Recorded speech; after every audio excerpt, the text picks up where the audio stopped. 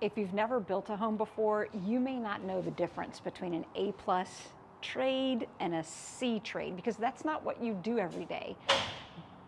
I happen to do this every day, so I want to share a little bit about the difference between an A+ trade and a C trade. So I'm in a frame right now, and the framers are working. In one, they were here, this is Saturday, they were here at 7:30 in the morning.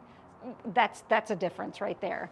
But a couple of the main differences, let's just say, with framers. So one, they have a system for working. When they show up each day, it's planned, and people know where they're supposed to be working. You know, maybe one person's working on a porch, and then the other one's working on the wind strapping, and maybe another person is bracing walls. So they have a system that they work through. The lumber is really organized out front. So when the lumber is delivered, they check through the lumber. They know what lumber needs to be returned. If it's really severely bowed, it goes in a pile. We make a phone call, lumber is returned, and we get the lumber we want.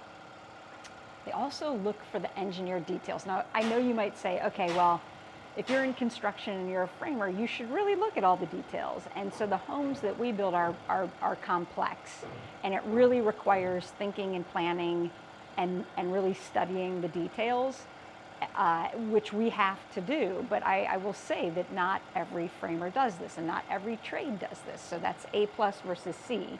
And I think the last and one of the most important things is they look for potential conflicts for the people after them. So after the framers are done, we have plumbers, we have electricians, we have HVAC folks, we have fire sprinklers. So they really look for what could be a conflict for others. So that's the A+. So what is the C? We'll stay with framers. The lumber looks like a tornado hit, right? There's just a bunch of lumber. Have you ever driven by a property and it looks like the lumber is just like sprayed onto the lot? It's scattered, it's everywhere. So that's one thing, that I definitely recognize when I'm driving around to my different projects. The second thing is, there is this mentality, well, Erin, this is the way we've always done it. And as soon as I hear that from anyone, I don't work with that philosophy, but years ago, as soon as I would hear that, we're done. If this is the way you've always done it, then one, you haven't improved, you haven't done a better job for your clients, and you're really not looking out for your builder and clients. So if you ever hear that phrase, split, get out of there.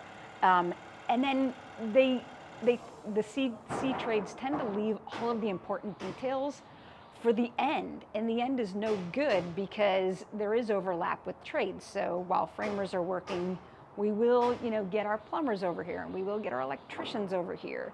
And if there's a detail missing, well, now the plumbers are pulling dimensions from, lumber or walls that should have been in. So again, the A+ framers will go ahead and get those details done up front so that when we do bring trades in, they're all ready. So I hope that helps with the difference between A+ and C trades.